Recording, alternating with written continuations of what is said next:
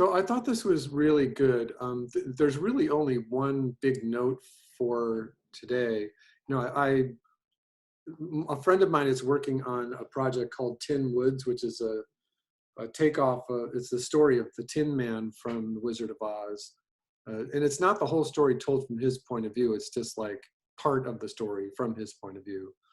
And I was just kind of nosing around Pinterest for uh, just really great Wizard of Oz characterizations. And in my book, it's always about the lion. It's always about the cowardly lion. If you get the lion right, the other ones are easy. Um, but I like this. I really like this. Motivate your cuts. And I forget who's doing this for you. I'd seen this before, where a character's just, and they're not showing you like the first pose, where you see either the side of his head or over the shoulder, and he hears a noise and he turns his head to the left. And as he turns his head to the left, you cut to see that he's looking at this giant beast that's running at him. So, I mean, this is what's called a motivation cut. And I'm not sure if I'm going to be, if it's cross-referencing them in here. Remember, this is just part of the storyboard board. But there's a couple of things about this I really like. One is that there's little briffets right here. And I'm using briffets as a non-animation industry term. Briffets are a cartoon comic book industry term where they just mean noise. And it's just like a shorthand way of talking about things that you would draw for special effects in comic books. Briffets, gleams, oculama. There's a whole bunch of them. Oculama is like when you draw a character that has crosses in their eyes, that means the character's dead. And that's called oculama. And a great number of these were actually coined by the comic book artist Mort Walker, who drew Beetle Bailey just after World War II, Korean War. And they kind of stuck. No one had ever thought of any words like this. Oh, look, here's there's a full one where but I like this because there's like a little speed lines right there that he turns his head really fast. So when you see that, and I think that our storyboards need more of that. You need more arrows, you need more direction like that. But my note is that if you do this, if you motivate your cuts and have a shot where he's just looking over the shoulder, and then boom, a noise, or the actual noise is slugged underneath the board, and then you draw a panel like this, and then you draw a cut to the character looking at the bull, you can't go wrong. No one's going to be able to edit your boards. You are telling a visual story really, really clearly. And so my note was that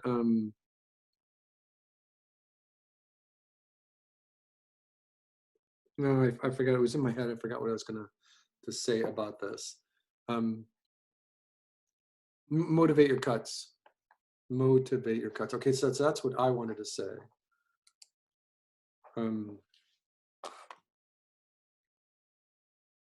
Oh, I think there was one other thing. I'll just do this verbally. My 180 class at the Academy, which is the stop motion introduction class, is going through their boards today. They've done a whole bunch of other stop motion projects, which are just kind of random and all over the place. And when they're doing their boards this week, it's their very, very first introduction to any kind of boards. And the author of the class just put in this thing that all stories boil down to three things. And that is character versus character. Well, she interpreted it as man versus man. Or character versus nature. And you might have heard of this before. Where sometimes nature is the antagonist, right?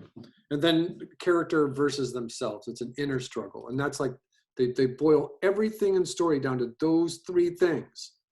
Character versus character, character versus nature, or character versus themselves.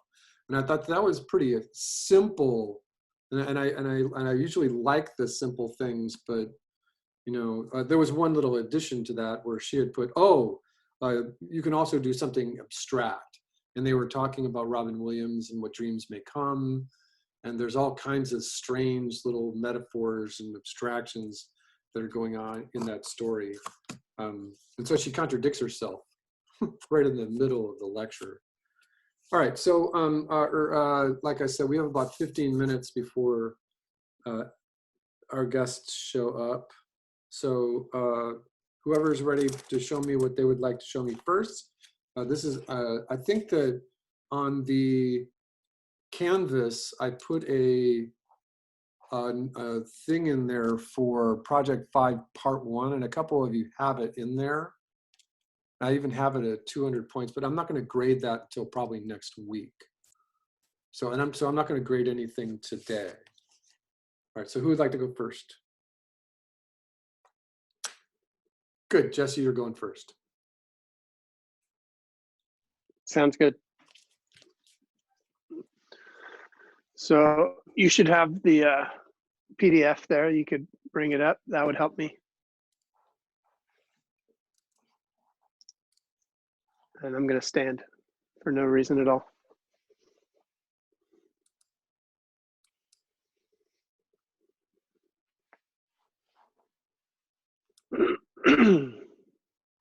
Talk.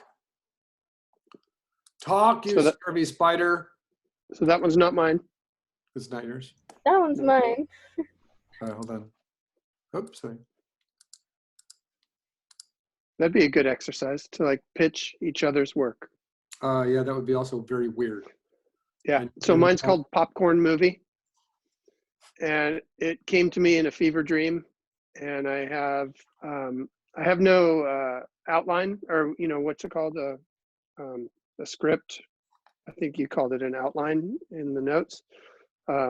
So I put a to be, or for position only, just place card, and then I have the thumbs there, and they look a little hard to read for me even, but I can talk you through it a little bit. So yeah, just do it quickly. You don't have to do the whole pitch. So the idea for me is this kind of birth to death story of a popcorn kernel, of a popcorn that gets delivered to the movie theater, and in a box, and so you get this worm's eye view of the box opening, and then you see these sort of children popcorn kernels getting thrown into a hopper, and then they kind of grow up, and so in the explosion he kind of becomes a like a young adult or a teenager, and then they're kind of delivered to a customer, brought into the movie theater, and then they're kind of sitting back and watching a movie with the patrons that are brought in there.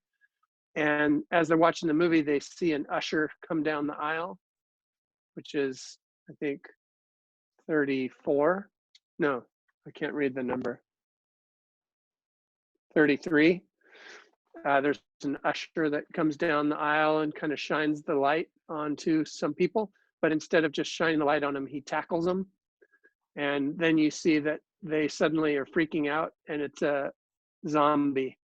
So it's basically this popcorn kernel who witnesses the beginning of a pandemic.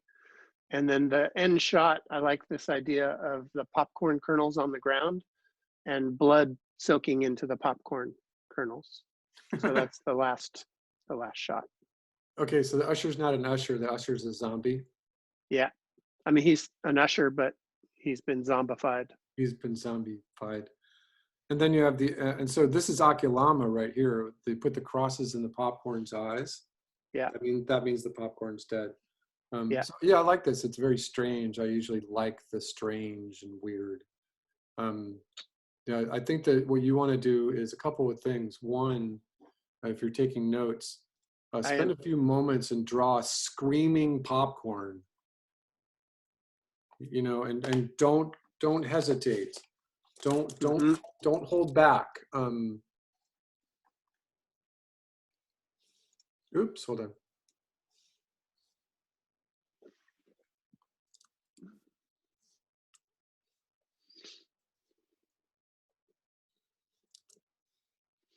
Oh, hold on a second. I was going to draw for you, and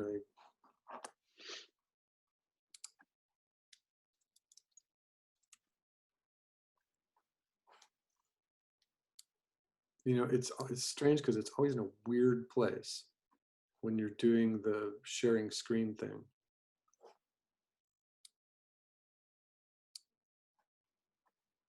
Oh, here we go. I think it's under more. No? Strange. Where's my tools?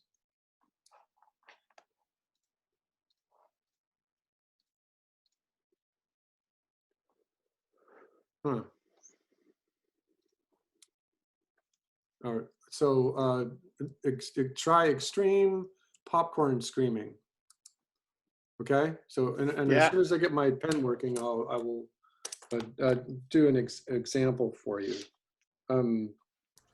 What was the name of the X's in the eyes? Mortimori? Oculama. Oculama. Oculama. Cool. Oculama. And again, that was attributed to Mort Walker from Beetle Bailey. Hmm. Interesting. So the other thing is, And I have some references in there, and I have, like maps and some character designs, but I didn't do the character designs of the popcorn characters yeah, yet. just yeah, So you're totally right on that. Doing some screaming popcorn would be good. yeah, screaming popcorn. You know, the other thing that just I kind of like the idea of the arc of birth to death all yeah, within a short. And right. so drawing the popcorn kernel as a baby, Well, and then so the very final shot might be nice if you have a real usher's shoe stepping on the popcorn and just squishing it. hmm, You know, you could just I'm just throwing it out there, just yeah. brainstorming. The other thing Uh, is that in this shot, can you see my screen? no, I see you. You just see me. So um, in this shot right here, when we see the popcorn become adults, Hmm. you know, so now they're adults, and you know that's kind of a cool thing. Study the eyes, make the eyes really childish in the babies, and then as adult as you can get them in the adult. But when they're in the popcorn, in panels 20, 31, 32, you know, they're in the theater watching the movie, right? Yeah. And so it might be fun if they're eating popcorn too. Got it. So because this is what it is, have you seen the Mickey Mouse short that won the Academy Award for short 3 or 4 years ago called Get a Horse? I might have. Yeah, check that out one just to give yourself a reference about Cool. movie theater dynamics and how crazy and visual movie theaters can be. Hmm. Yeah, it's a really zany idea. And I'm not sure if this is a WEV in panel 10 or just Oh an yeah. upshot. It Okay. can be either one. You can call it a WEV, that's fine. Hmm. Okay, yeah, looks good. You're in pretty good shape. Okay. Thank Thank you, you. Jesse. Claps. Claps, claps. All right, so as long as we're here, let's just look at Yola's. All right, Yola, talk. Talk, Yola. Okay, so mine's called Samuel and the Lost Tierra. So it's about like a lost floating land. But if you scroll down, there's a quick synopsis and the quick script that's not finished, and a character sheet of his dad, Guillermo, and the little boy is Samuel. And then if you go a little bit more down, just some concepts of stuff that I wanted to put in. I made like a playing car and then just like an establishing shot of like their house or something. It's not completely finished. I only have like 8 panels, I think. But it's But about, fine, it's not due until December something. thank goodness. Okay, so it's about a little boy and his dad going to this lost land that his father and his wife used to like hear stories about, but they believed it to be true. And they over like the years after his wife passed away, he did a lot of research and he found like coordinates to the lost land, and so he started making like a car plane out of parts that he could find, just like they're like old parts and stuff like that. And him and his son are about to embark on in a big adventure, and so that's just the beginning of it. Okay, so just be careful not to copy Over the Moon. Laputa? Oh. Did you see Over the Moon yet? No. So the lead character wants to go to the moon, and she is experimenting with like rockets, Oh, toy rockets. yeah. And then she makes a big toy rocket out of cardboard. Okay. You should see Over the Moon. What is it's on? It's a It's HBO. a Netflix Netflix. series? Is it Netflix? So yeah, do you have Netflix? Yes. So you should watch it tonight. So before you do anything else, just watch Over the Moon. That Okay. sequence right there, it's magic. You know, and almost to one point where you're looking at it in terms of just visual storytelling and characters in a make-believe world. But there's some strange little nuances in that transition that I think could have been handled with better color or better visuals. I mean, it works as it is, but there's something, and I'm still not quite 100% sure what it is. But pay attention to that sequence, and Okay. if you want to borrow it, if you want to make an homage to it, I think that would be fine. Remember that every shot needs at least 3 panels, so every cut. So if he cuts to the boy talking, you probably want to, get him some animated right there. Okay, our first guest is on the way. Are you ready? Thank you. Thank you. So this is Ashley Tahelan. Her name is Ashley. And we would be expecting Josh as well. Joshua Angeles. So let me stop sharing right here. Ashley, hello. Hello. How are you? Welcome to our storyboard class. Hello. Do you have a camera? No, I just moved and it's packed away somewhere in a box. So can you see my class, or part of my class?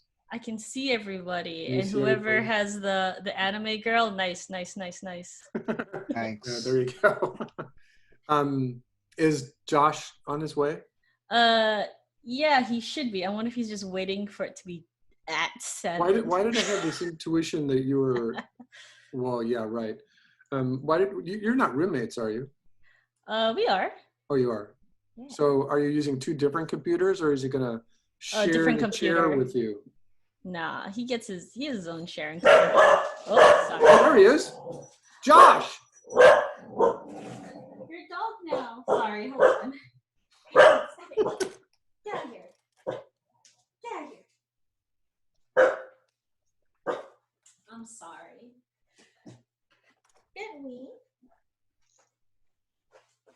I'm my assistant today. Oh my god. Go outside. You're very Shoo. He's banished now. Sorry. And this meeting's being recorded. Oh. Sorry. I hope There's Josh. coming in soon. All right, Ashley.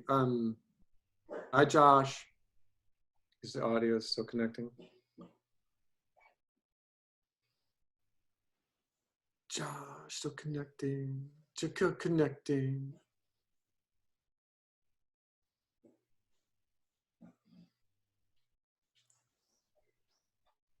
But he's muted.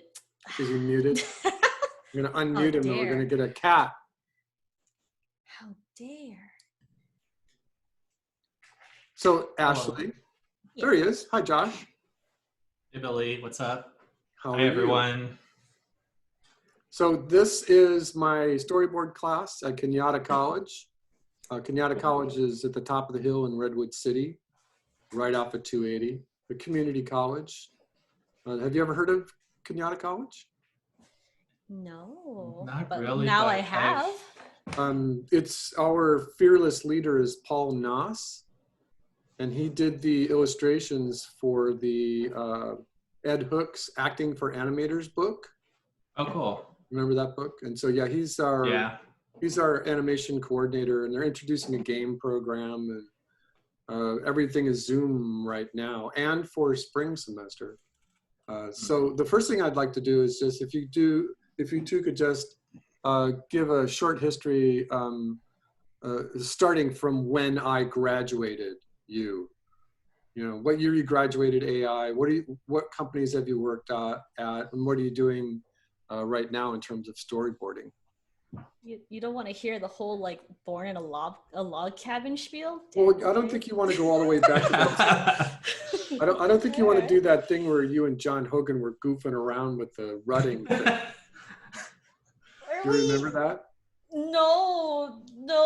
2009 and 2012 was eons ago. Good. Well, I won't remind you of it.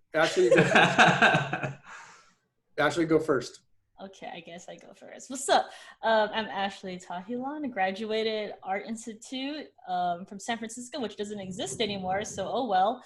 But that was back in 2012. And I think since then I bounced around between a couple of startup mobile game studios, mostly casino games. Then I was fed up with that and decided to move to LA in 2015, where I was lucky enough to get into DreamWorks TV and work on a spin-off from the movie Home from DreamWorks. And that spin-off was called Home Adventures of Tip and O.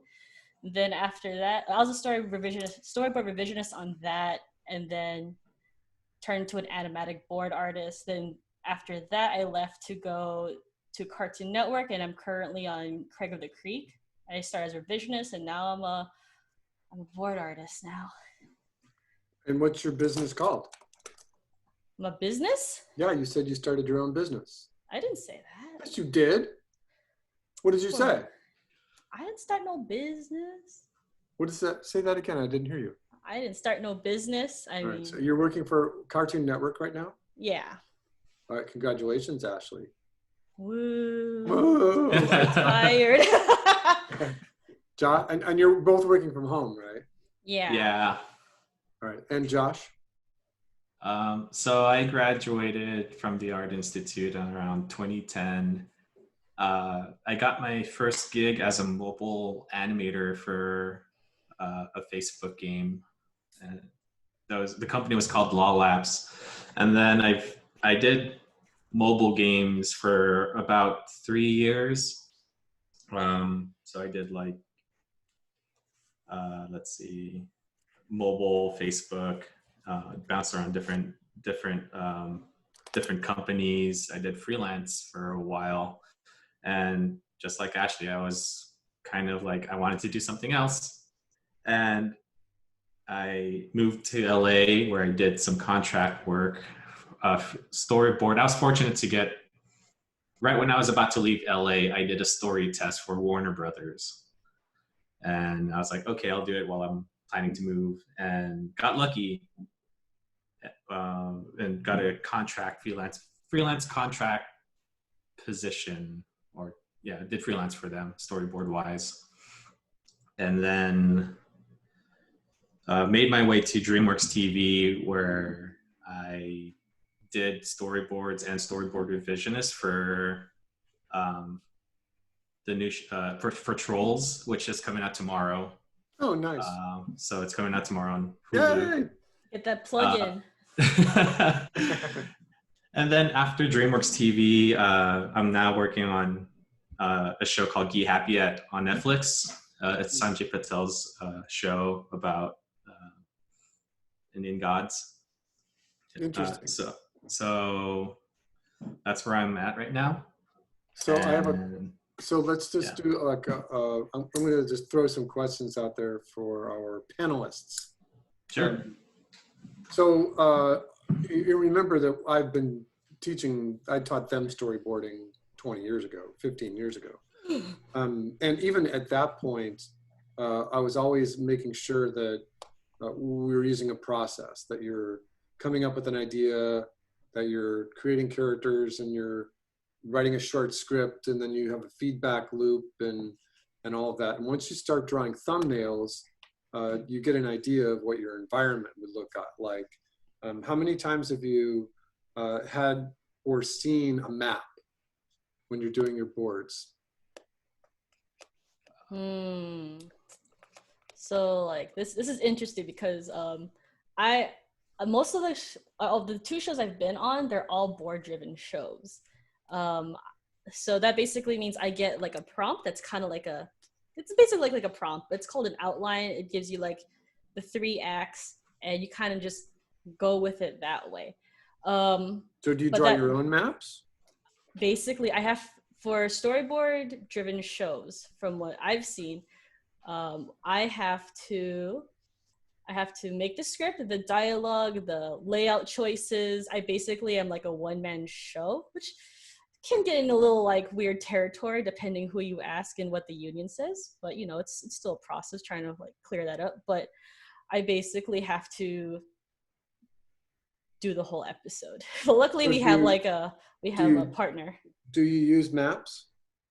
What exactly do you mean by maps? Like a plan view of your environment, so you know where your 180-degree line is, where you know your line of action. Oh, like that kind of map?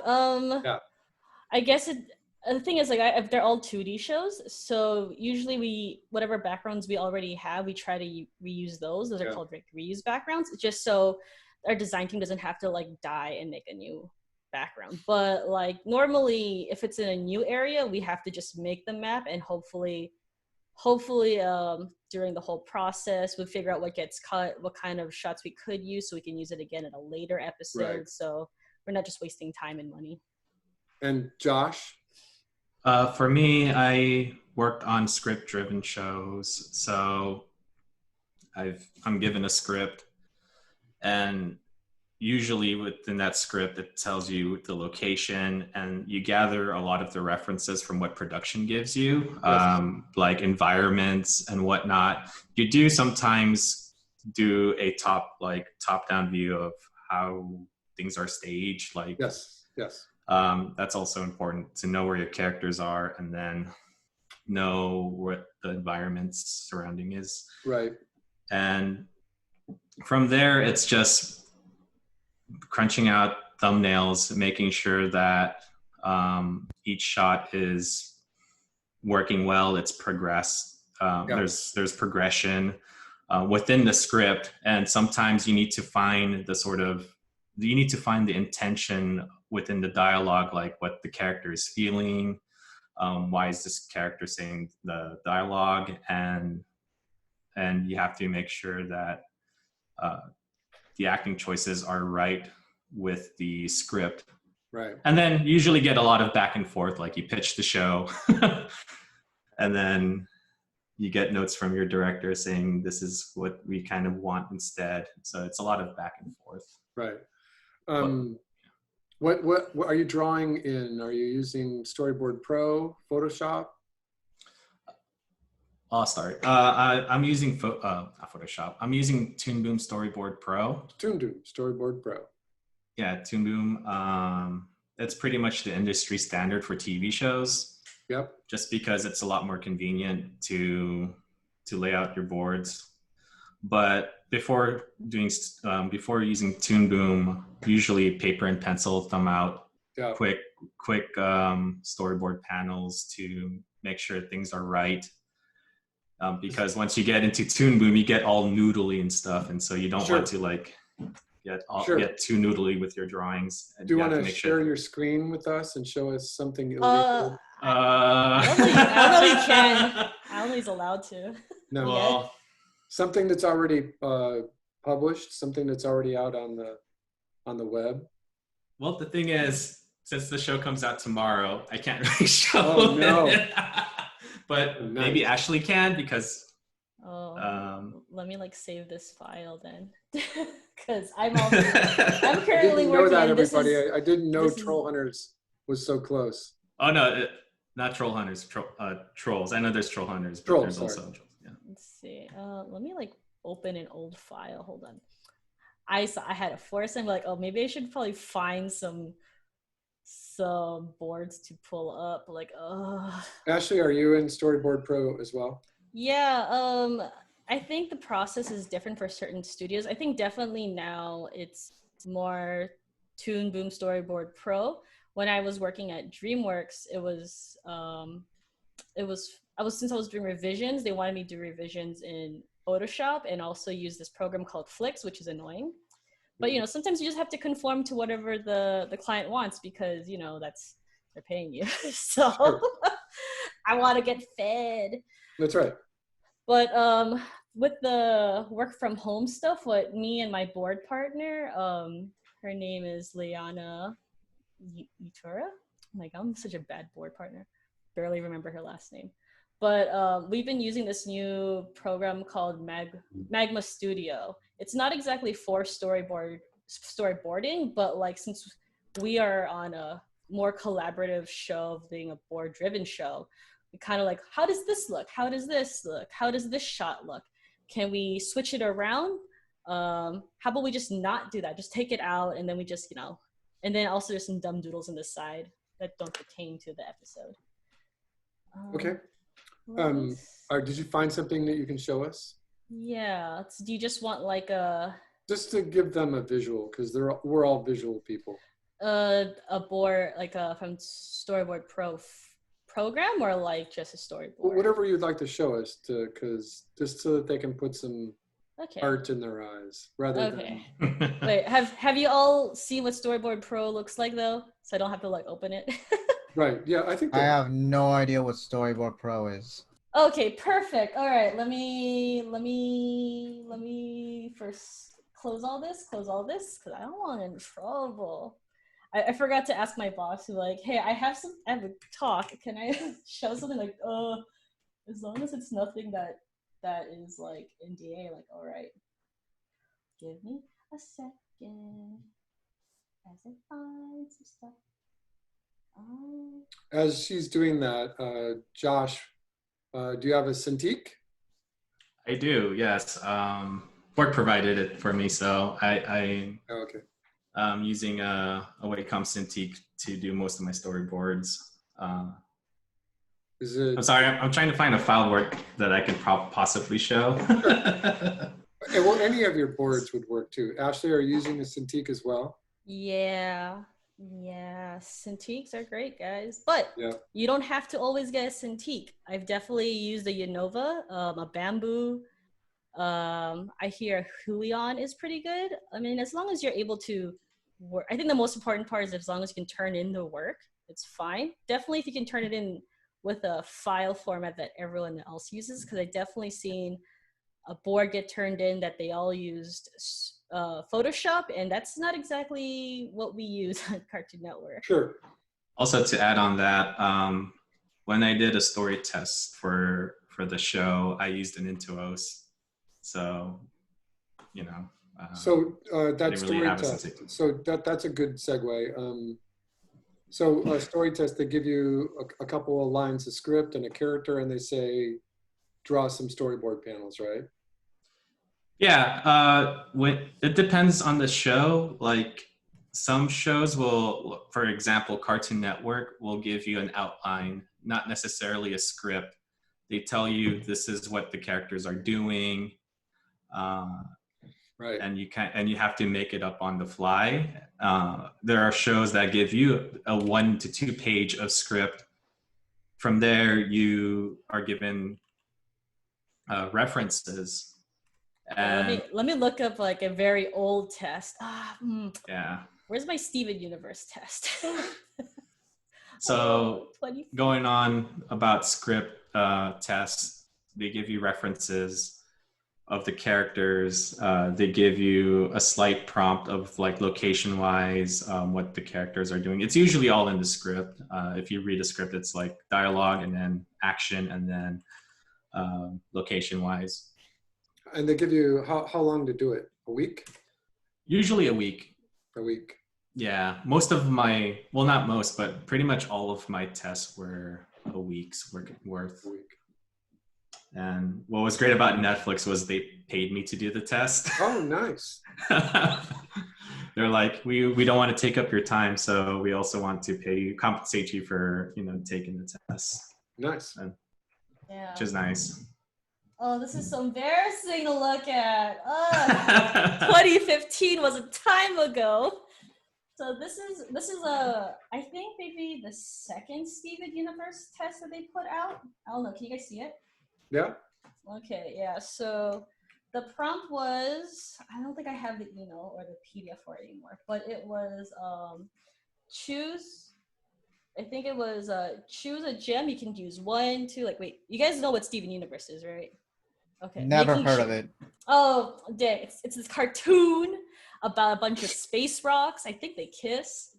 It's about, but yeah, it's this, the test was that you choose a gem. It's just this, one of the characters. And they have to, 1 or 2, or even all of them, all 3 of them, they have to be with the main character, Steven. They have to go through this, this course to get like a treasure, an item at the very end of the course. The way they're able to get, the way they get the treasure has to be because they're with that, Steven is with that other character. That's the main thing, and they want to see how you handle it. And it's a lot different now for tests because there's a crackdown on whether tests are too long or too long or too hard. Because this one, I think, if you did not have Storyboard Pro, it was really hard because I had to go through Photoshop, and that was a whole other thing. And this was like my first test too. But yeah, there's just some stuff that they never really tell you in school that I just learned off the fly. Luckily, I had friends who were also already in the industry, so they gave me like a heads up, like, hey, you should probably do this. You should do this. But it's not scripted for this one because it's Cartoon Network. Cartoon Network is mostly board driven, I think, except for Close Enough and Infinity Train. Those are script driven shows. But yeah, like for this test, they wanted you to basically figure out how they get the treasure and also the dialogue in it. So yeah, and I think most of the time it's 40 panels. 40 to 60 panels, but they want you to be 40 panels. And I think like half of it has to be rough and the other half has to be clean. I wasn't smart and I was like, I can draw Pearl on model. Looking at it now, I was a fool. This is so not on model. Mm-hmm. So yeah, yeah, so this is what a test in 2015 looks like. And I don't know if I can actually show this my Craig one because I don't think that came out yet. Right. So yeah. Yeah. So Cool. That got you a job. Thank you, Ashley. Yeah, I think ironically, I never got the Steven Universe job. But what happened with this is that when I applied for DreamWorks, I put this in my portfolio, and they're like, "We like your Steven test. Let's hire you at DreamWorks." Like, okay, I'm not gonna. I didn't test for the one at DreamWorks either. They just saw the test. I'm like, okay, you go. Nice. And this looks like a Steven test as well. Is this a Steven test? No, this is a Craig of the Creek episode that me and my old board partner Katie Aldworth, it aired already, so I can definitely show this. This is an episode that we both wrote on, and then we also boarded on. And yeah, this is like the complete finished board that we turned in. But also, this is what Storyboard Pro looks like. This is my setup where this whole thing here is the drawing. This is the background. We have so many backgrounds, a lot of trees. Right. What was that? No, go ahead. Just G through it. Yeah. Yeah. It's a lot different now than what most people consider what storyboarding should be, like back in the, I don't know, the 20s. No, like the 80s, whatever. Old Once Upon a Time Ago. Where like ago. Yeah, Once Upon a Time Ago, like before you didn't used to just do this, but like you kind of have to do like some breakdowns, sometimes you don't have to, but it kind of depends on the show and what overseas studios ask for. But this is what we basically do. I think if I just do that, yeah. This is basically what is being shown on screen. Sure. All this extra stuff is just, the if you guys know printing terms, it's like the bleed area. So Yeah, they've been taught. perfect. Yeah, so yeah, a lot of this, a lot of that. And depending on like the show you're on, they could let you do whatever you want. And honestly, this show lets me do a lot of crazy shit. So That's I'm cool, like, right? all right. Yeah, they let us do stuff like this. And then they do let us do stuff like this. Is this the episode where he has the Boku no Hero figure?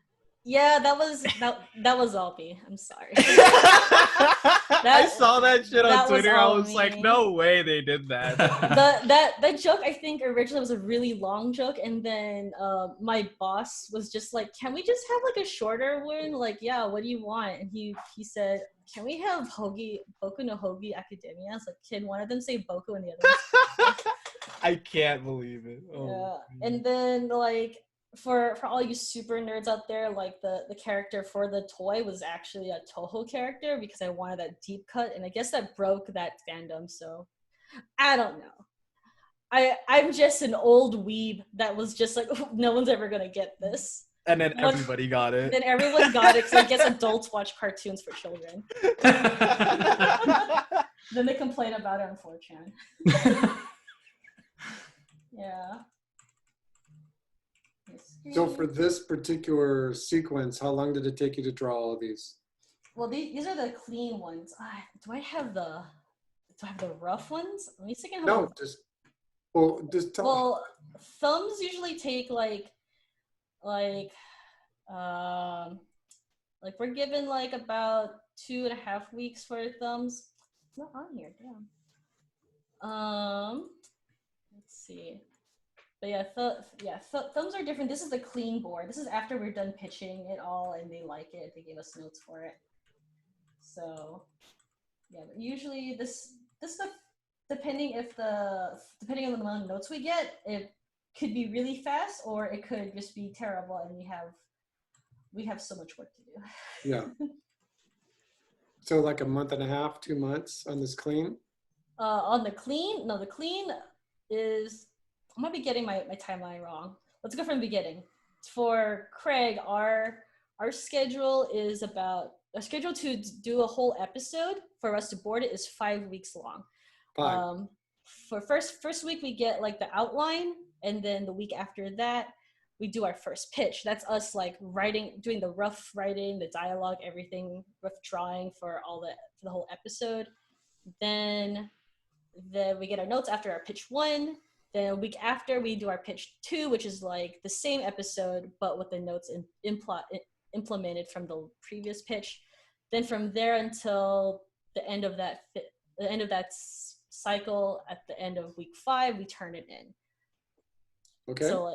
So like depending how fast you are and how good your draftsmanship is, it might actually be good, and you don't have to worry about it too much. I definitely had an episode where I took my time, and then I had an episode where I had to do a lot of work and I had to do 3 pitches instead of 2. Usually whenever we have like a third pitch, it's more of like there's a story issue and we have to figure it out, and that's like a lot. Right. Okay. Thank you, Ashley. Thank you, Ashley. I have a question here. So did you get any faster since you've been doing it for as long as you have? Like, what about it gets easier, or does it? I first started on Craig as revisionist, so like I had to learn how to like just clean up the characters. So like now I have my own shorthand how to draw the characters. But the way I do revisions and the way I do boards, 2 totally different things. Because as a revisionist, I just want to clean it up so that it's ready to be sent overseas, and then for design to handle it. But as a storyboard artist, the idea is that you want to get the poses all clean and clear, so so that you don't have to worry about it later on. I feel like I personally have gotten faster in drawing it, but like it doesn't mean it's cleaner. It's definitely like a little bit more rougher, but like that's what the job entails. You're just digging dirt, you're not polishing anything. Right. Yeah. To add on to that, usually it's the revisionist's job to clean up the storyboard artist's boards and also add acting passes because it's always changing. Yeah, always change. With storyboards, when I was on Trolls, it was very fast paced and like you get for me, like I drew faster and developed the shorthand, but you have to be very rough. You cannot be very delicate with your boards. Super detailed. Like with this one with Craig of the Creek, you want to talk about like the revisionist part of it too? Like, does everyone know what a revisionist is technically, or not really? You could explain it to them. Yeah, so a revisionist is like the step below a storyboard artist. The storyboard artist, like they basically write the episode or like just do all the layouts. So a revisionist is basically like an anchor to a comic book, except it's for TV. If that makes sense to some people. So you have to make things a little more clear. Like you have all these pencils, you have to clean them up so they're ready to be, painted. That's basically what revisionist does. Or if there's any like issues with the story and there's not enough time for the board artists to do it, that kind of falls on the revisionist. Or maybe something happens around animatic phase where it doesn't make sense, or maybe the 180 rule got changed or got flipped around, or maybe they had to take out a joke, but now there's something missing there, so they have to bridge the scenes together. That's basically what a revisionist does. Yeah, you're working more hands-on with the director and also the showrunner to make any changes if things don't work out, because usually the storyboard artist would jump to another episode right away, and then that's when the revisionist would have to look over and clean up or add any acting passes Right. to the storyboards. I can also I have like my story test for when I got the contract for Warner Brothers. I could show that to you. Okay. Let me like stop. Okay, thank you, Ashley. Hands, everybody. Hands. Let's see. I'll do it too. Yeah. Reaction, hands. Let's see. How come yours are a different color, Ashley? Because I'm brown. I want to be brown. Bruh. Could you see? Oh yeah, there it goes. Is that the storyboard file? Sorry, I have like 3 monitors, and I'm just like, where did it jump to? But can you see my storyboard file? I think so, yeah. Yeah. So this is the first test I've taken going into LA, and got some exposure to working in the industry. And this is when I was first learning Toon Boom. So I was just like, I don't know what each function does, but you know what? I'm going to just draw the panels and try to interpret the script as much as I can. But this is kind of the process for what I've done. And you can see how the drawing is very rough. But it just gets the idea across. Like you need to get from point A to point B in story Yep. right away. You'll always change your shots depending on what works well. And yeah, like Penelope said stop. What's that? Is that Penelope? Yeah, this is for the Wacky Races test. But yeah, they provided a lot of the concept and stuff. But you can see how dirty and these boards are. It's just getting that point across.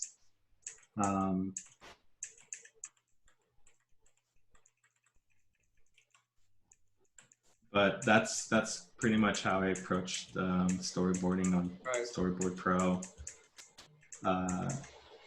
But I wish I could show some of my Trolls storyboard. No, don't. You'll get in trouble. um, Question, sorry. yeah. So do you create the character designs or were they given to you? They're given to you. Part of doing this test and part of being a storyboard artist is just to tell the story. Everything else is provided. Like you don't really have to design anything as long as, unless it's unless they give you the opportunity to do so. So it's situational, but most of the time it's provided for you. Like you have production assistants who will send you all of the references and for that episode. And if you need to like say, hey, I need like a reference for a prop or a character, they'll send that to you. Well, But this is Wacky Races, which was based on a Hanna-Barbera concept. yeah, It was done in the 70s and 80s. And by 1997 or 1998, Cartoon Network acquired the entire Hanna-Barbera library. And so this is this is Cartoon Network, but these are original Hanna-Barbera characters. yeah. They were trying to do a reboot for Wacky Races, but I don't think it went through. Right. Well, thank you for sharing that to us, both of you. But yeah, that was my story test. And from there, like I got some contract positions to do that. Thank you, Josh. Questions? More questions? From the class, I mean. You, Brooke. I mean, You, not to Hannah. be cliche, but what advice do you have for trying to break into the industry? I'll go first. It's mostly perseverance and luck. Like I can tell you that when I moved to LA, I was trying to get into storyboarding for about like 3 years, and I've taken countless tests for a lot of shows, and you know I didn't get them, but you just keep going, and eventually you'll pretty much land on your feet. But it also is situational too, because there are different like different style of storyboarding, whether like you want to go into action, you want to go into comedy, you want to get more into adult or preschool, you want to do featured, you want to do TV. So you kind of have to choose choose one part of that part of what you want to do in storyboarding, and then you have to sort of cater towards that. And then from once you settle in the industry, you can probably like try out different ways of storyboarding. But to break into the industry, it's just apply. Like that's what I did. Like for the 3 years, I just applied online, and I got messages like email saying, "Hey, we saw your work." Also, one thing is to have a presence. Like social media is kind of like the biggest thing. Post your work out there, and this is gonna sound strange, but you know, like post fan art, because a lot of showrunners are also like they like similar things like video games and cartoon shows that, you know, like nerdy things. for I mean, it's for true. my lack of words. Yeah. It's very, very true. Like but it doesn't say that doing fan art will guarantee you a job. It's just raises your luck of getting yourself known. Also doing personal stuff. Like there are times I post fan art online and it's great and all, but sometimes like I'm in a situation where like the HR would want to know who I am, like what's your personal life, like what let me like who you are, like what do you like. So having personal storyboards, like I'm trying to say this clearly, but having personal work of what you like and your sort of interest like personal stories that you'd like to tell, people like that, like showrunners, directors, other storyboard artists like that. So what I've done is I did personal like 4-panel comics about my life, and a lot of attention was like, I like your little comics about your personal life, and I'm like, cool, but do you like my fan art? Well, And you they're know, for any of my students that came out of AI, they probably had me for way too many classes. I probably had Josh and Ashley in probably 7 or 8 different classes. You know, Animation 1, Animation 2, Animation 3, Animation Studio, Portfolio 1, Portfolio 2, Character, you know, there's a whole bunch of stuff. And in those portfolio classes, I was always telling you to avoid fan art. I was always telling people to avoid it because people hated it.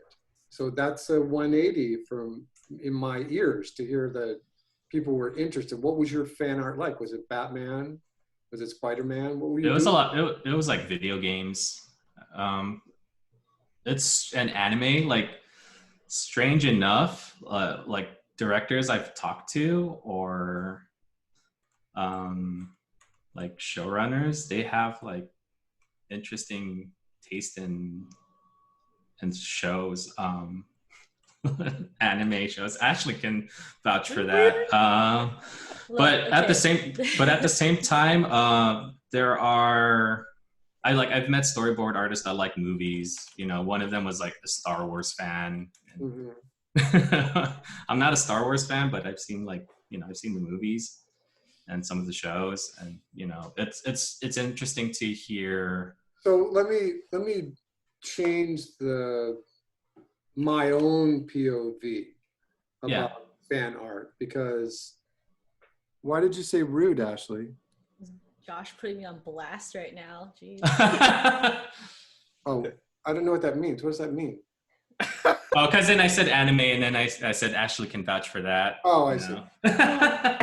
So if someone was trying to draw an exact representation of Miles Morales from Into the Spider-Verse, you know, and they're not quite getting it, it's a little bit off model. Those are the ones that just kind of make my butt cringe because they're bad, they're off model, right? But maybe what your story runners were looking for was the stuff that Scotty Young is doing.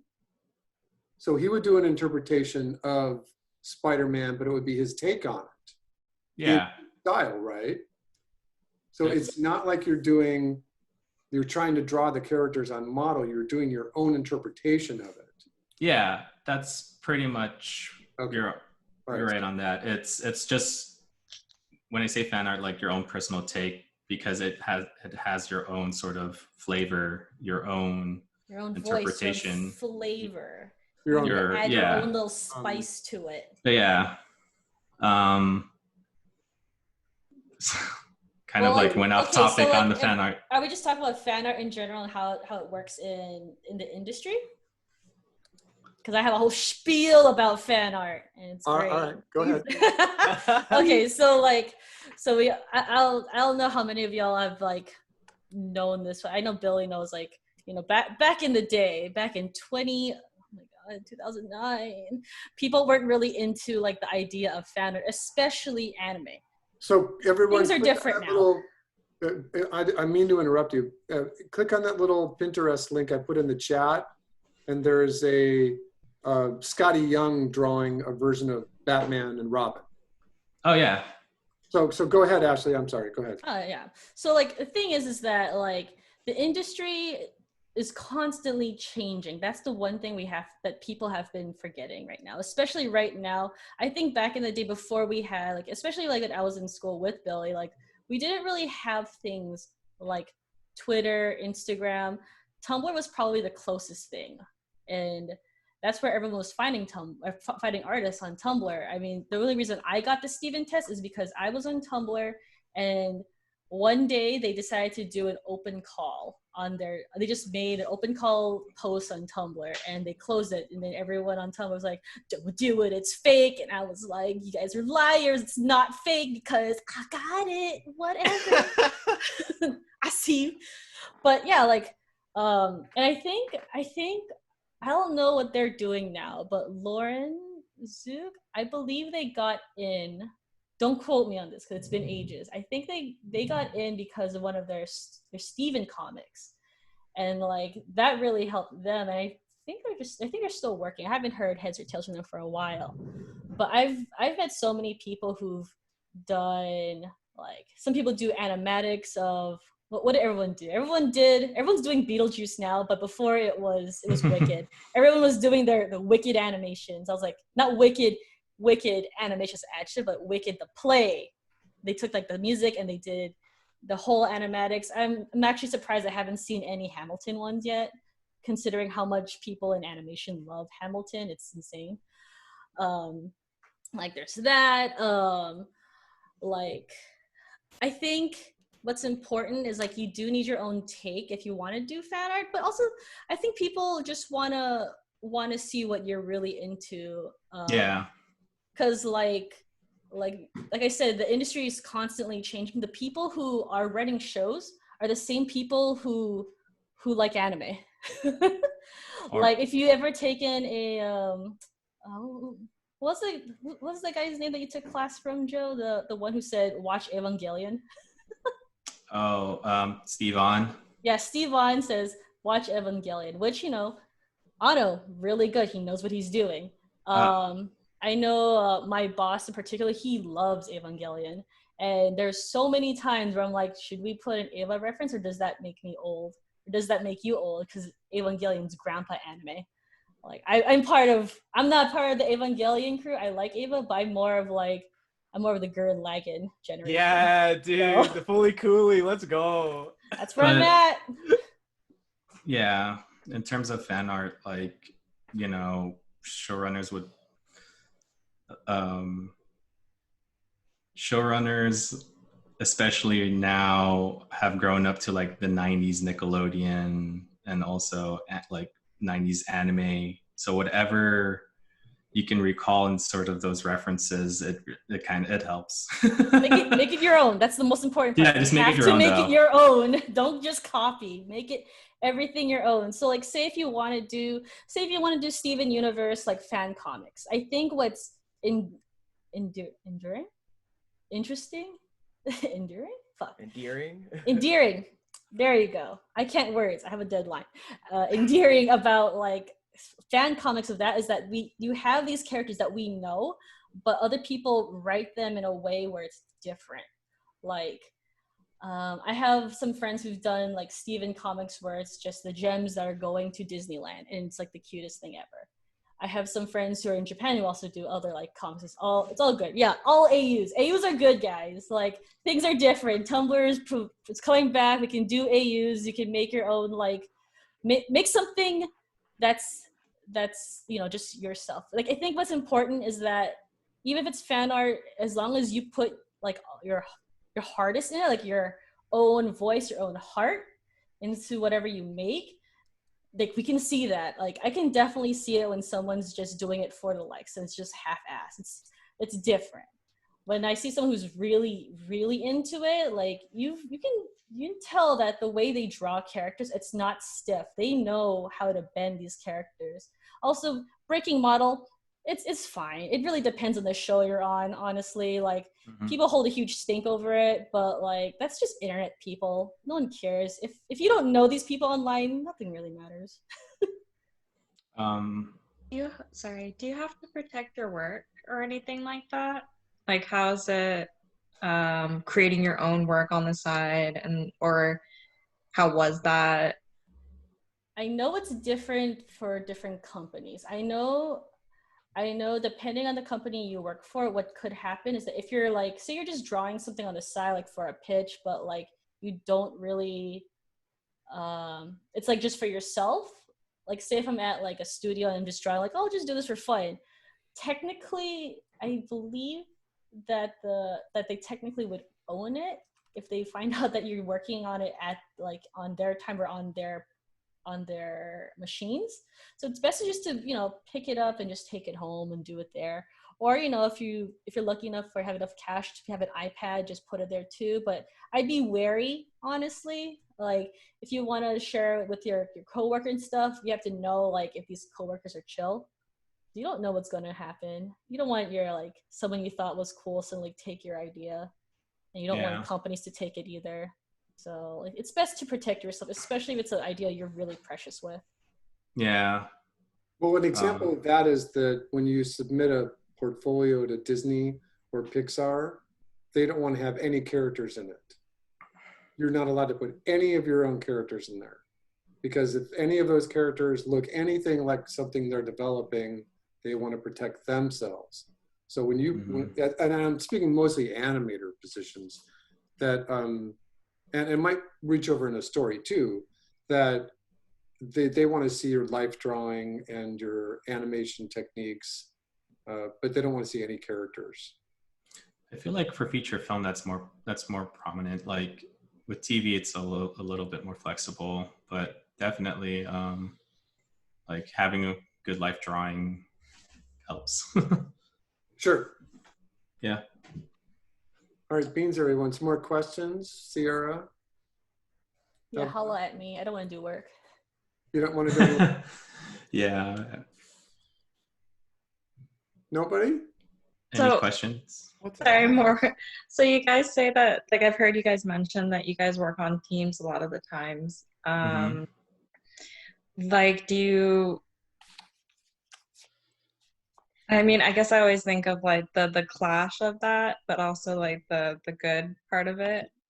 But could you share your experiences about being in that process, maybe how it might have been different than what you expected, or like a group project? It's basically a group project of two.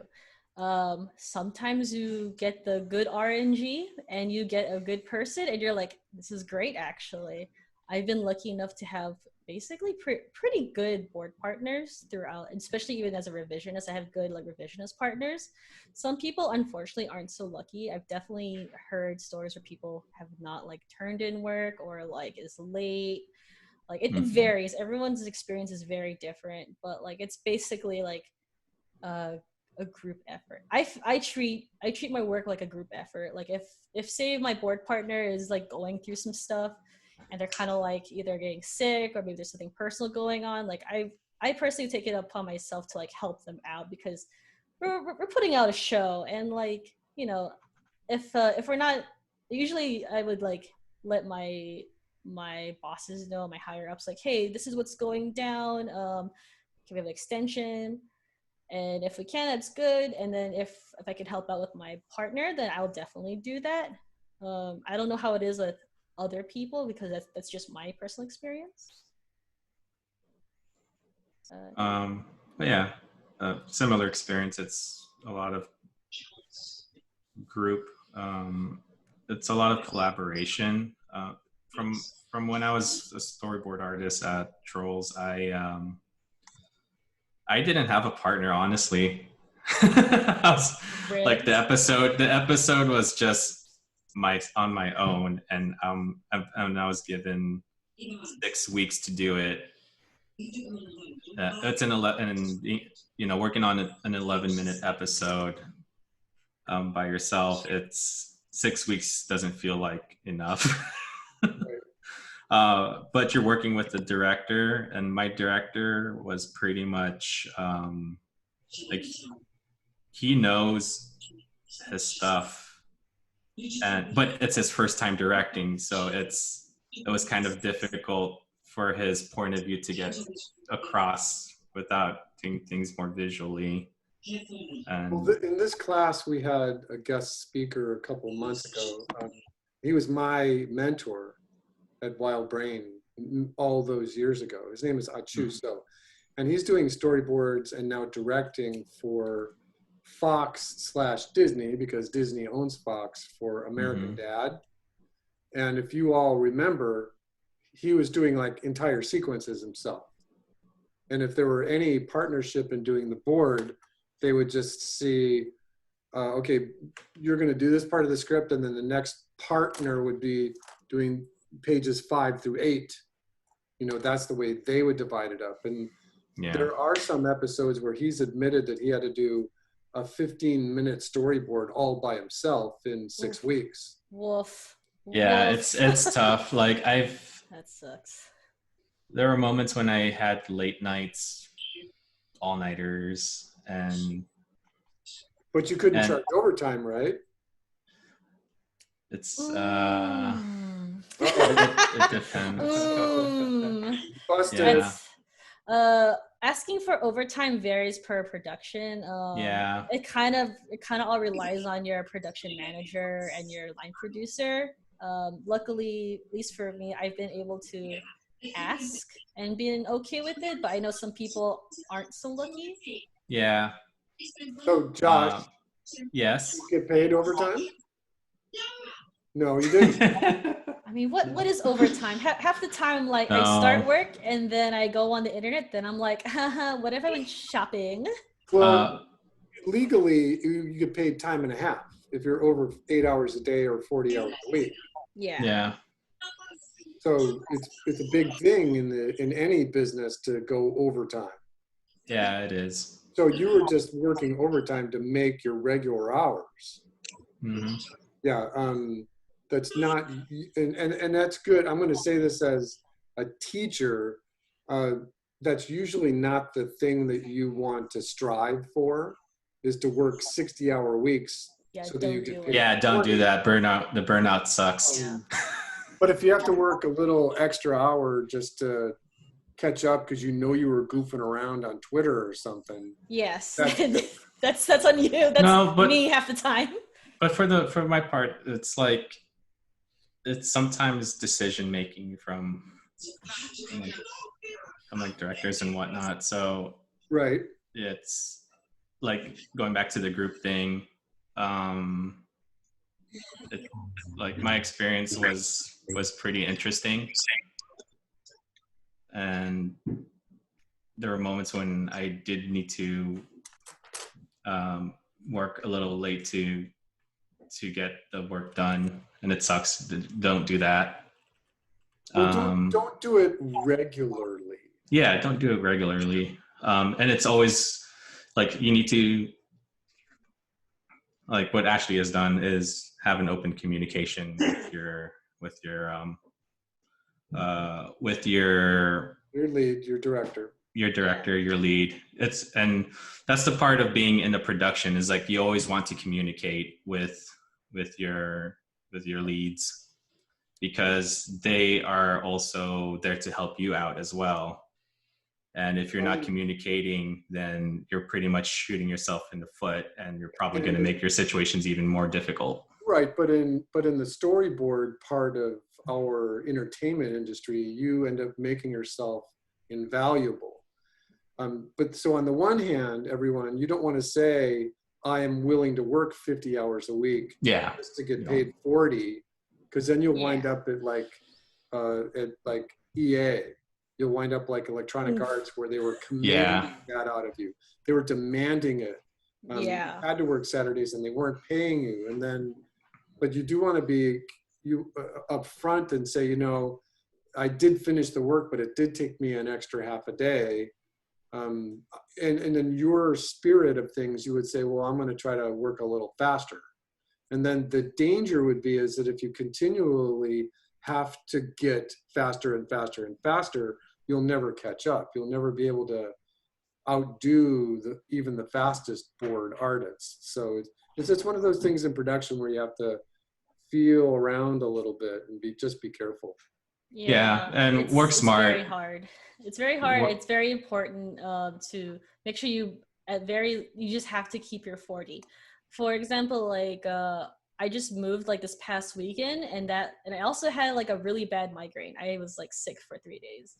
And like usually if I could, I would like, oh, I'll just make it up over the weekend since, you know, I was feeling bad, but we had to move. I hit up my bosses about it and like, hey, is there a way we could just move my pitch to tomorrow? And they said, yeah, sure. We can definitely do that. Cause like, you know, even if we did do the pitch, like it's supposed to be today at like 10 a.m., they're gonna like not see anything. I'm like, well, that's all you get. That's all I'll give you. That's it. Sorry. Yeah. But just be Yeah. open.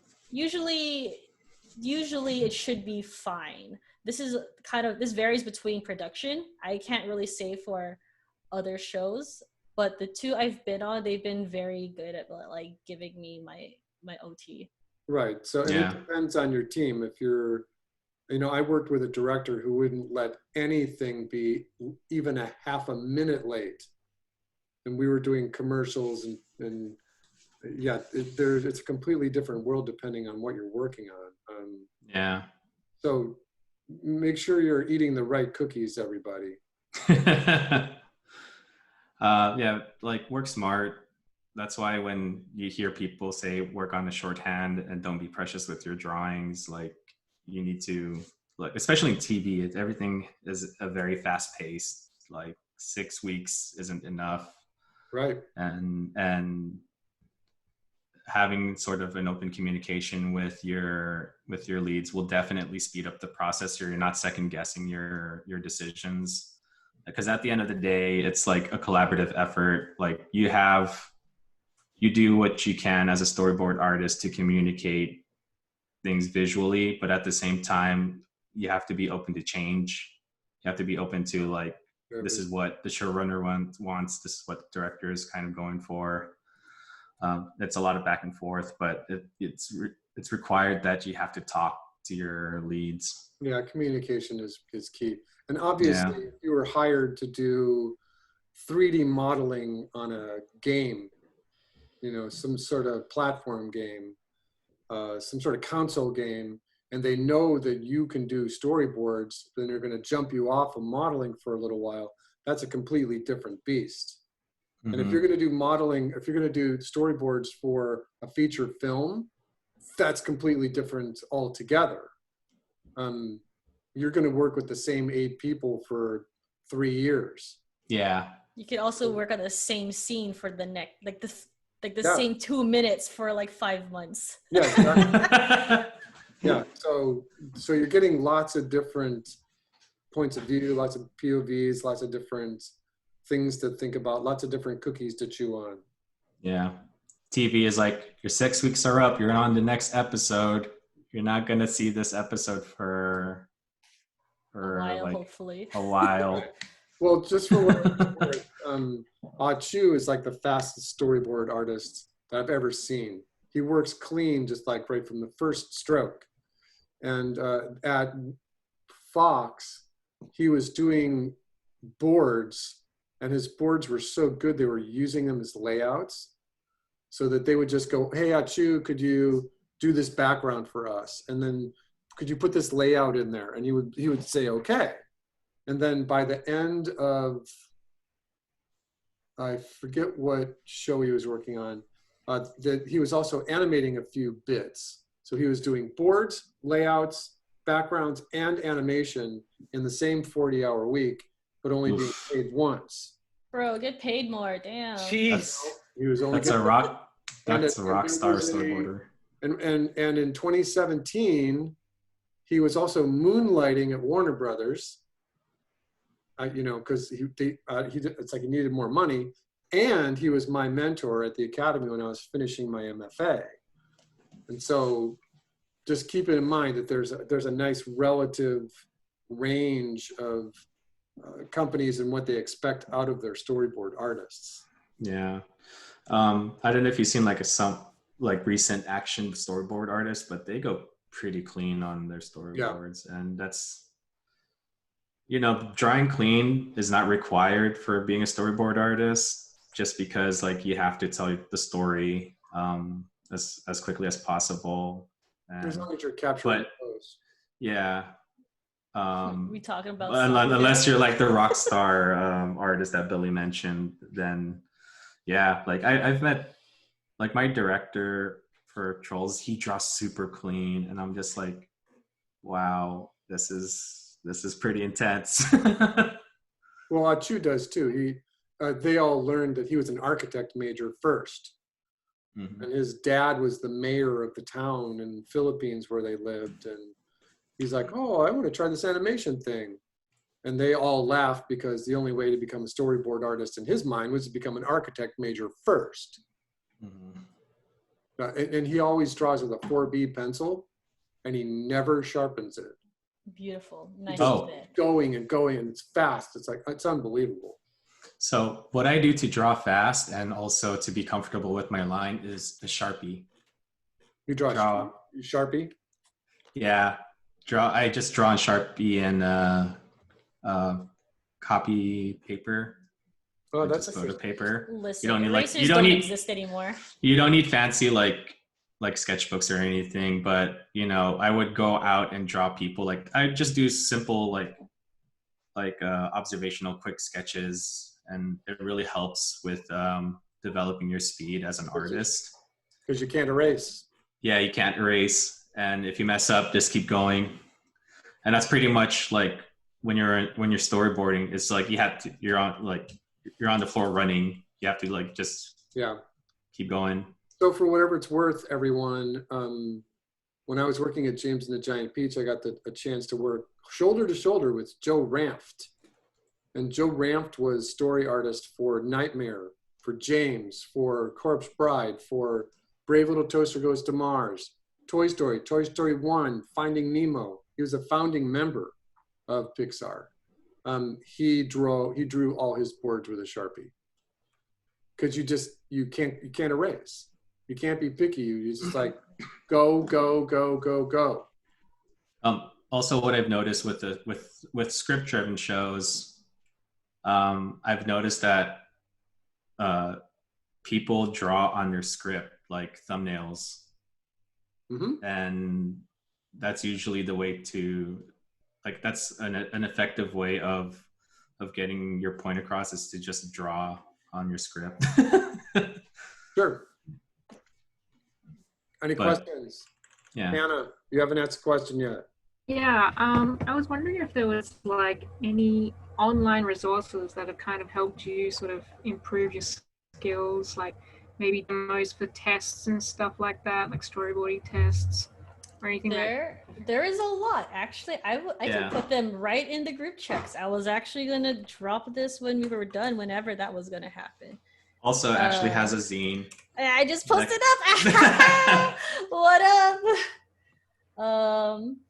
Yeah, that one I made maybe like a year or two ago when I first started boarding. So that's how I kind of like approach boarding. It's definitely a little bit different now that I have access to Final Draft, which is a script writing program. It helps me personally just to be more organized. But you know, you can just use Google Drive. What would definitely what helped me was just looking at the people whose boards I really like. So if you know some like storyboard artists, like say if you want to work at Cartoon Network, look at the board artists that are there currently and see what they like, who they follow. Do a little stalker thing, but don't be too crazy now. I know how it works. Okay, I done this dance before. There's some people. Stu Livingston did a really small one. Violin.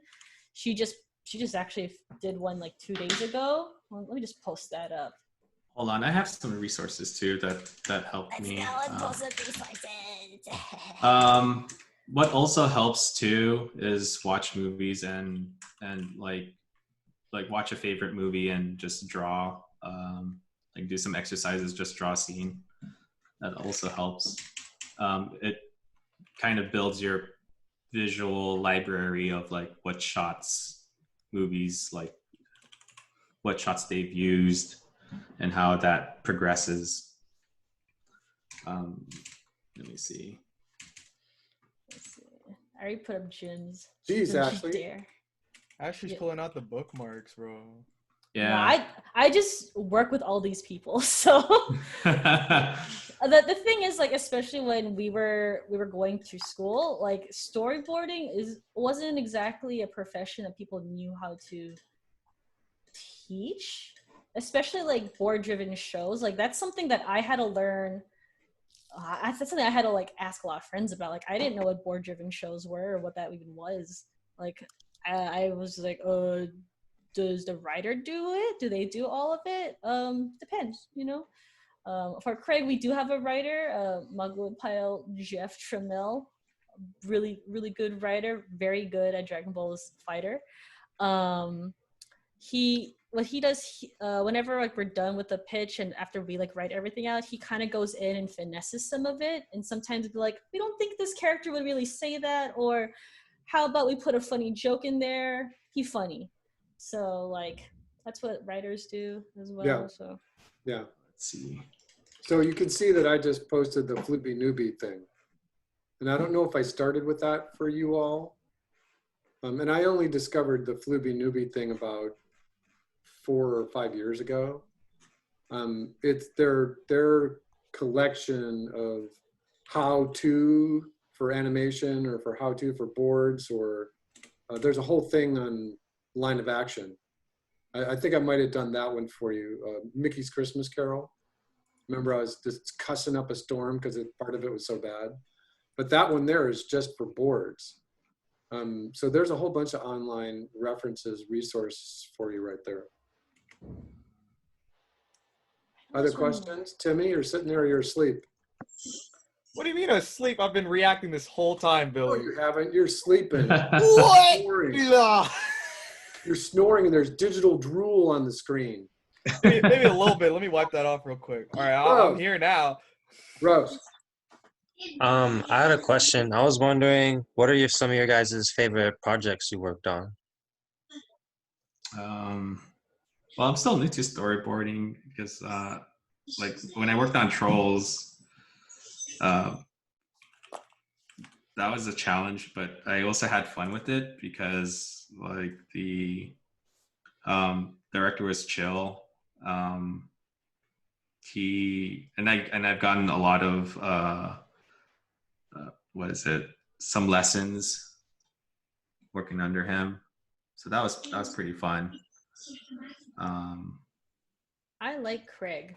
I like Craig because my bosses trust me enough to go stupid crazy.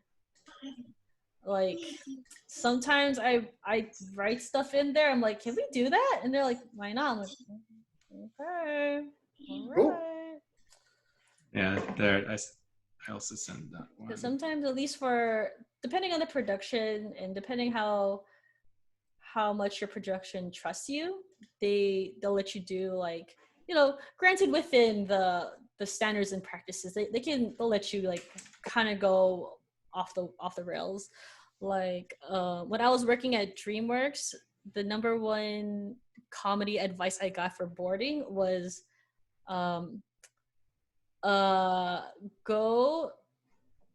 go at, like, if the bar of trying to be funny and like trying to do a gag is at like 10, go to like from 1 to 10, go to 15, because you can always pull it back.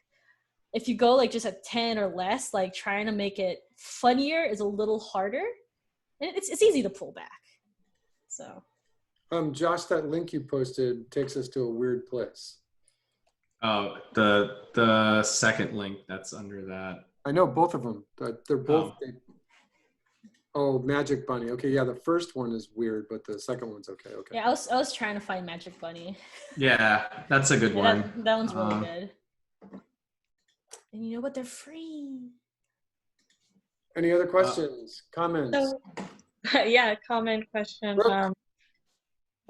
So wait, you said you had Trolls. You're working on Trolls. Do you mean like that one with like the Trolls world, like those?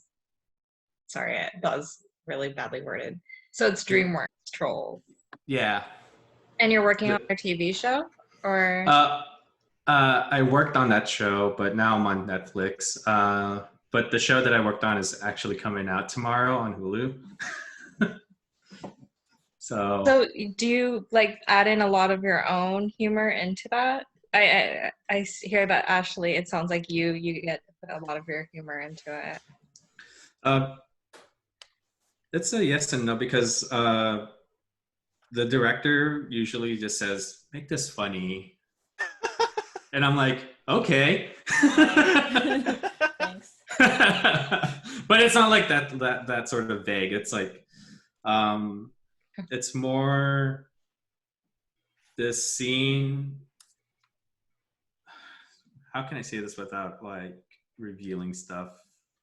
Say it in the most absurd or Yeah. exaggerated way you can. Yeah, think of. like I don't know. like man. You can try. there's a bus that jumps off. How do you make that funny? And I'm like, Jumps off. okay. So you just put Roger Rabbit on in the background. Is Yeah. Some great copyright big stuff. cartoon hammers. But they do give you like like an opportunity to just add your own gag, because it's like they hired you because you also have a Sense of humor. a voice that they like, so you just try to work with that along with your director. You kind of spitball back and forth like what's Cool. funny. Yeah. Brooke? You're You're muted. muted. Caught you slipping. Oh, can you elaborate on how you use Final Draft? Okay, so Writing background, so I don't have any of the fancy programs, but I do have Final Draft. okay, so I recently just got this past year Final Draft 11, I believe. If a Final Draft is basically just a script writing program. For me, for a board driven show, I usually just like make a note of like what should happen. And then when I go into Final Draft, me and my board partner, we're just like, so what should Kelsey say? Like, I don't know. Well, let's see what happens in the script. Like, well, it seems like she beats up a bush. Like, what should she say? Like, maybe she should have a monologue. So I type in Kelsey has monologue, and then just have her say like, she looks upon her enemy and then she slashes really hard with her sword. And that's basically what I do. And then I take that. You can import the file from Final Draft into Storyboard Pro, and then it'll actually just like show everything you typed out, and you can just easily drag it into the dialogue box. And granted, it's only just dragging the dialogue in, but it saves so much time, because I've definitely done a copy paste, and dragging it over could save me easily an hour. I don't know how, but it does it. I didn't even know that they integrated like that. Thank you. Yeah. Also, my director always said that writing helps before you storyboard. So just thinking about it now, definitely helps to write what your story is about first, because it's quick. And once you get into storyboard, that's when you're on the ground running.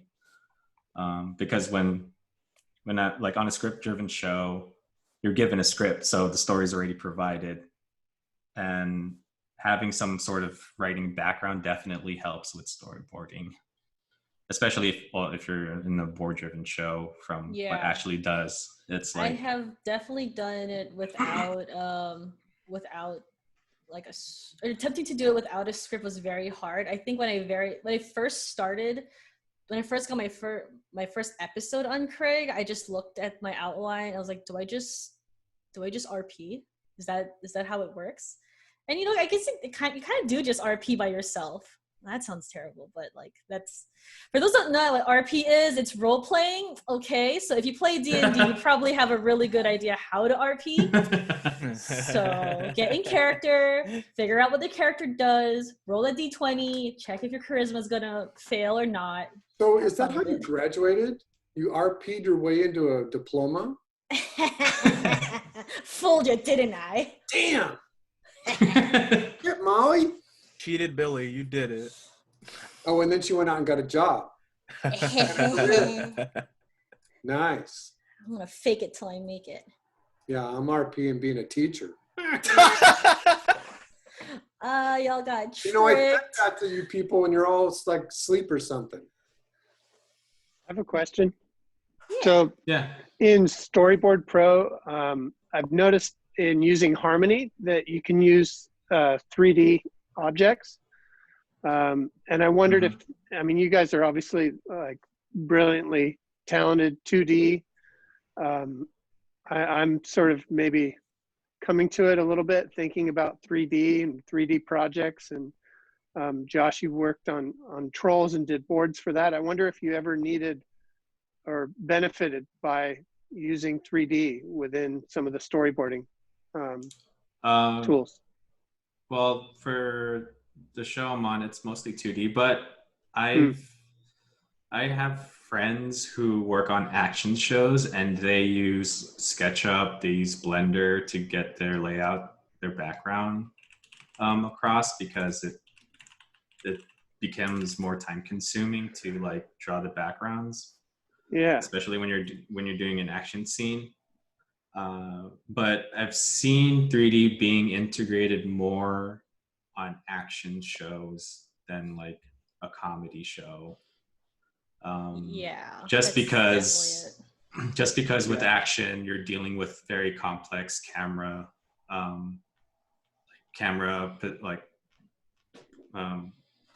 work.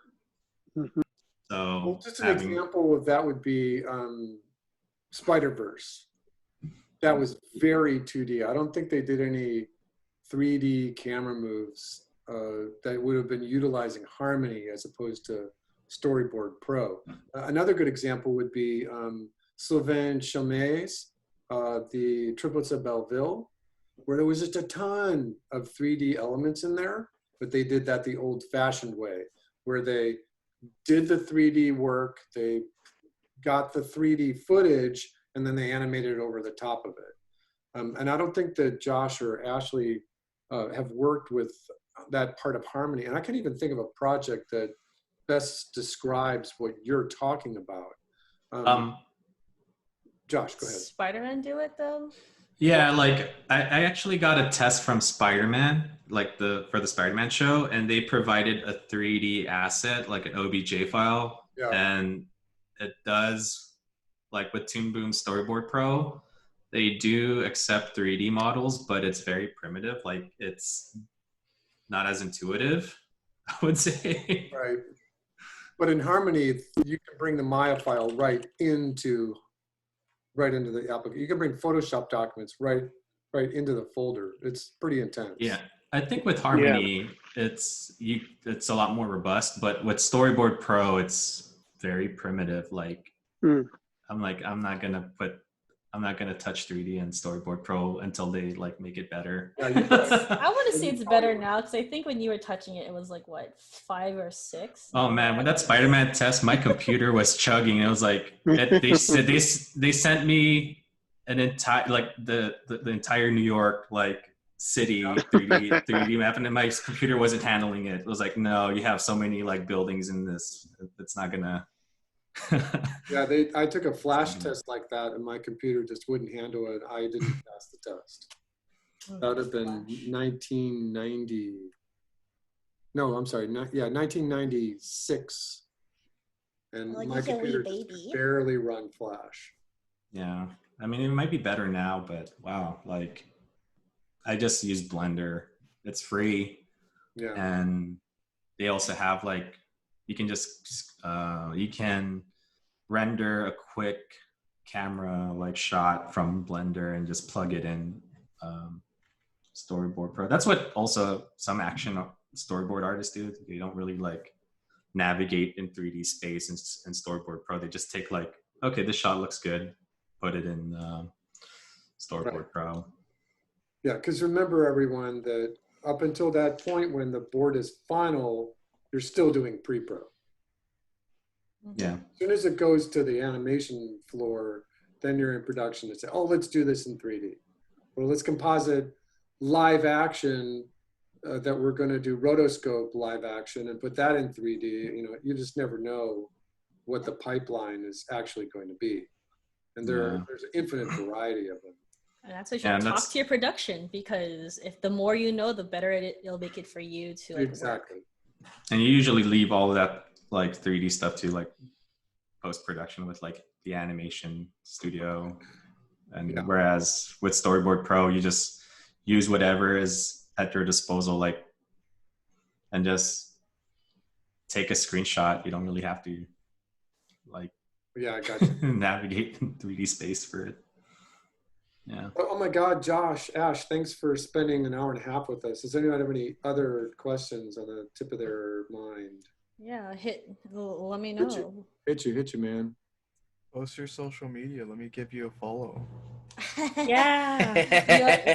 I don't So Ashley, know. What do you mean you don't know? Okay. If you want to post it in the chat, go ahead. Let me like wait. Josh is like, I'm not doing Twitter. Yeah, that thing, yeah. that. You're doing Brooke. Where's my here's Twitter? my Instagram. Brooke is already And- following you, Ashley. Heck yeah. This is all of this like little sketches that like I've done, and like little comics I've done back then. I post whatever is on my mind, and you know what? If I can just segue to a quick thing about social media is bad for you, but big old but, put it out there. It is very useful. When I actually got the test, when I got accepted onto Craig, I think that same week I was contacted by Matt Brawley, who's a showrunner on Amphibia, and he was like, "Hey, can you do a test for us?" I'm like, "Sorry, buddy." Amphibia. Oh, dude. Oh, it's fine. We ended up getting lunch and talking about it, and then we talked about anime. So.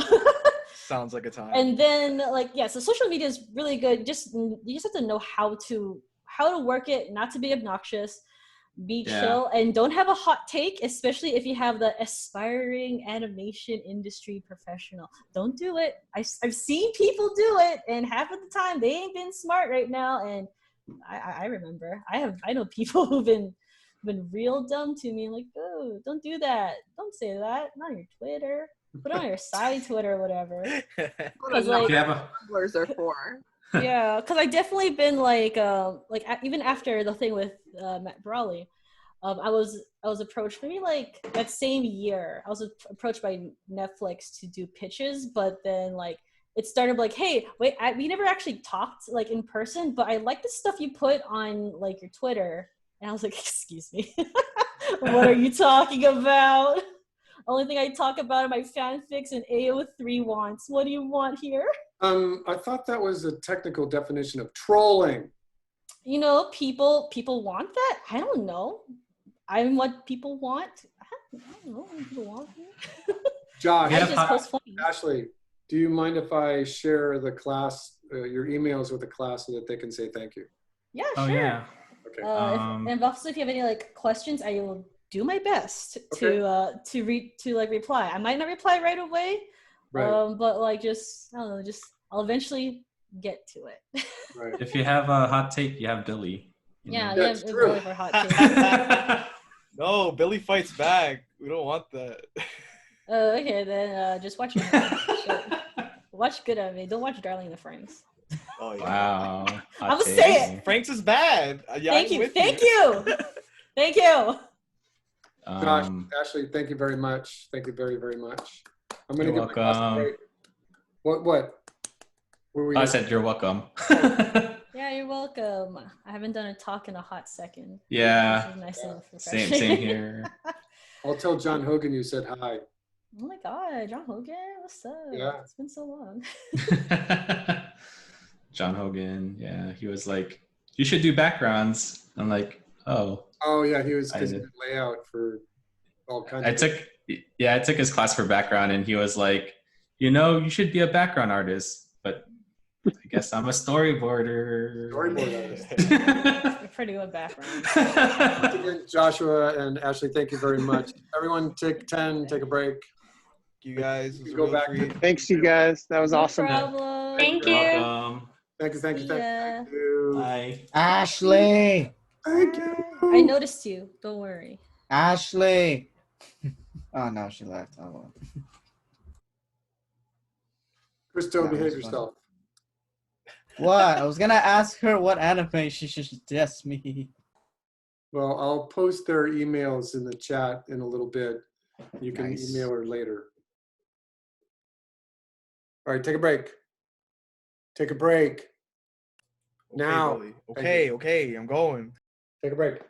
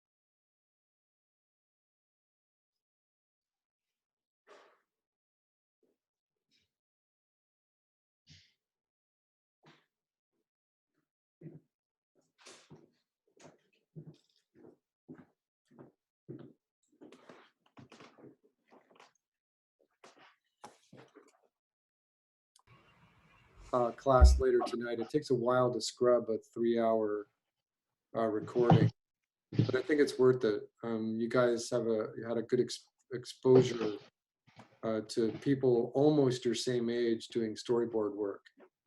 So, and it was very gracious of them. Please remember to flood their inbox with thank yous and I will.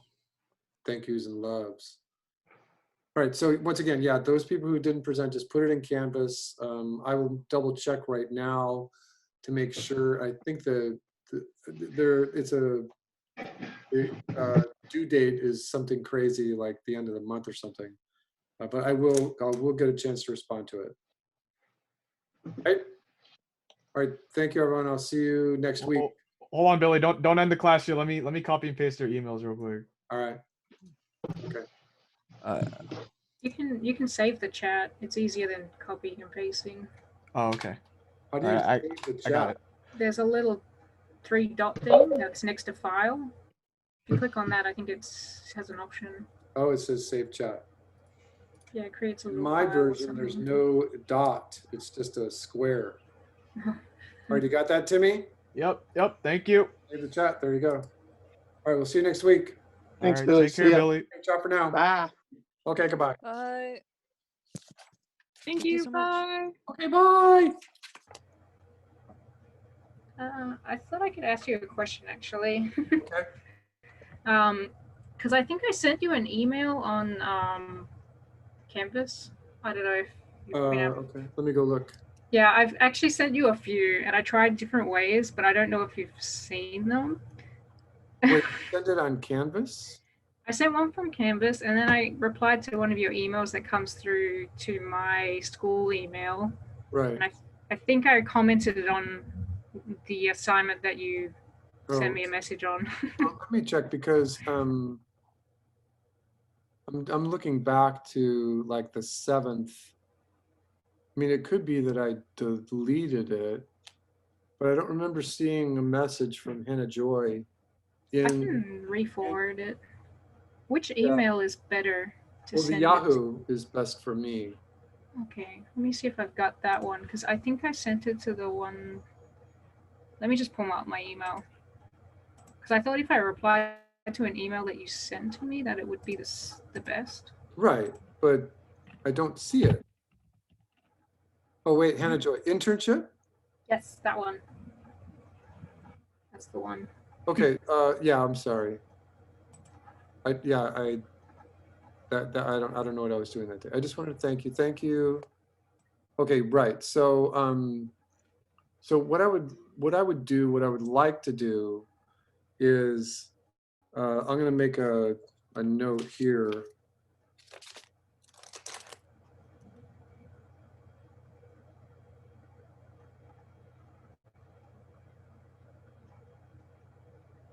And I will do this tomorrow. Yeah, you And can what I'm just going to do send- is I'm just going to email him and I'm going to say, hey, I would like to reintroduce you to one of the students that you presented to when you were in my class at Kenyatta. And her stuff is astonishing. She's a ringer. It seems like she's already spent 12 years in the industry. I wish. Actually, I was a little bit put off by some of the stuff that was Ashley and Josh put up today. I was like, oh man, I don't know any of this kind of stuff, but yeah. Right. You know, they're working on medium-paced TV stuff, and so you know they're using the word story runner. And I worked. Wild Brain was more like a animation house. Where we did feature film. We worked on Fern Gully 2: The Magical Rescue. We did. Oh, I love that. Well, at any given time, we were working on 10 commercials at any given time in a row. We were working on short films. We were working on CD-ROMs and games for the internet. We were doing all kinds of stuff, and we were using ad agencies all over the West Coast. But if they're working for just Netflix, then Netflix, you're going to be a story runner, and you're going to run the story. Right. I never really. I don't think I'd be able to do that yet. I've never heard that any particular pipeline is going to just let the storyboard artist take control Right. over Yep. the story. There's always a writer. There's always a script. And the reason for that is because there's an investor, there's a producer who says, you know, I need this thing done by February 19th. And so they have benchmarks and they have to hit them. And so both of them seem like they got themselves into cool jobs that there's a bunch of leeway to work with. Yeah. And I think Ashley is definitely, she sounds like she's got it all under her belt, sort of thing. She's got Well, Josh too. good sets of it. Yeah, yeah. So it was a good thing. And so we could do the same thing with them, where it might be possible for you to volunteer. In the state of California, if Nickelodeon, Cartoon Network, Netflix, HBO, you know, anybody, if they're looking for a storyboard artist and they can't pay them because it's just out of budget or something, then often what they'll do is they'll just send the word out through their employees that they're looking for people to help or just volunteering, like a mentorship. Right. You know, that would be the That would be good great. approach. Yeah. It's like, hey, I'm really interested in having storyboard as a career. Can we work out some sort of mentorship where I can help you for free for 8 hours a week or something like that? And that would be for all three of them. And I can act as a liaison for you so that you're not just doing it out of the blue. And all three of them might be receptive. You might be able to have tons of volunteer experience before the end of this pandemic. And all of a sudden you've got your own work and then you've got a portfolio of volunteer stuff that you can show. I think that your stuff is better than theirs. Oh, no. Oh, thank you. But, and remember too that I worked with a storyboard artist. His name is Dave Feast. He did Cow and Chicken, I Am Weasel. There's a whole bunch of stuff that he's done. He is the funniest drawer, the fastest, the funniest. Stuff is amazing. Yeah, check out the Dave Feast, Fiess. All right, I'll just write it down because Cow and Chicken, I Am Weasel. He just blew everybody away. Every single thing he does is just gold. I've also heard that he's living in Davis in the woods. And oh, really? Does his my sister-in-law lived in Davis for a little bit. He lives up in the woods and he just does his work and he faxes his work everywhere. Okay. He never right. leaves. He just works up there now. Lives in a cabin, yeah. Because he can. He doesn't want to be stuck in that Los Angeles traffic. I would. Right. So yeah. yes. I don't know who would enjoy it, but Chu enjoys it sometimes. No, I don't think he does. So yes, I did see your email. I apologize for not replying to it right away. I'll work with you, and I'll work with you even past the end of the semester if we need to. Yeah, I am taking out some more classes next semester too. I think I might be. I have to look at the curriculum schedules and what classes are available. But yeah, I'm still. I'm teaching an animation class, I think, but I'm also. So I might end up being in one of your classes. Well, I just we'll have see. one. But the irony is that I only have one, and I don't know what's happening with me at the academy. So I've been investigating the idea of going back to school as early as February and getting my teaching credential. And then I was just investigating what it would be like to take some of those prerequisites at Kenyatta. So I also might be taking classes there. I don't know. It's all up in the air right now. Yeah, it's quite different now. So there you go. Yeah, let's and use my Yahoo. You have my Yahoo? Do you want to give it to me now and I'll write it down? Billy B _44 Yep. at yahoo.com. Billy B _44 at yahoo.com. All right. Got it. It will open up your world. Yes, that'd be great. It's been quite hard for me because I've moved here in 2017 and yeah, I got no network. It's pretty tough. Well, it was the other ironic thing was that about this time last year, we lost the dean of our school. I don't know if you ever knew Dean Cabrera. No, I don't think Of so. I Lamar. think I, He yeah, was only, Dean of yeah. Workforce Development, and Hyla took over. Well, I had approached the dean. I said, you know, I need something else to do. Is there another class, or maybe in some instructional design position or something like that? And she said, oh, well, I'm working on this mentorship program. And I designed all these pieces of paperwork for her, and the process that the teachers were going to just help the students find mentors. And they had to go do it themselves, but the teachers would have to make sure that that they were guided, and that it was a pathway for them. I think that they were calling it guided pathways. And, Okay, yeah. And I put in tons of hours designing all kinds of paperwork and processes and procedures and what would be the proper paperwork that the students and the mentors would have to fill out. And then she resigned her position as dean, and then my project just went on the table, and I never did anything. But I have all the core theory and philosophy about how she wanted it to work, and we will just put it to play. We'll see how much work we can get for you. Again, it's probably just going to be volunteer, and then after that, that's, you'll be that's looking kind of where it's, yeah, that's kind of where it starts, right?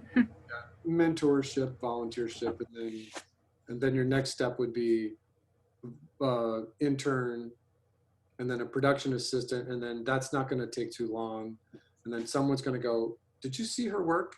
And then you're going to be working in the industry faster than a meteorite. So there you go. Faster than everybody else. There you go. Yeah. All right. We'll see you next week. Yes. Thank you very much. Okay. Bye. Bye.